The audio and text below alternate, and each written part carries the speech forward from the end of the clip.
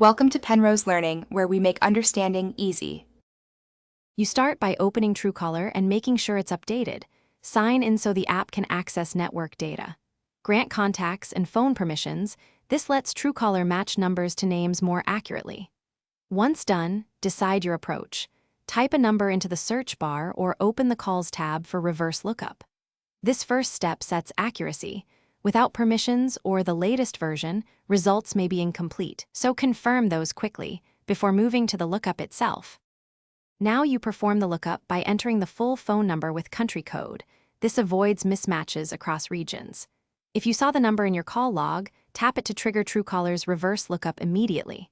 Once results appear, scan suggested names, profile photos, and community tags to confirm identity.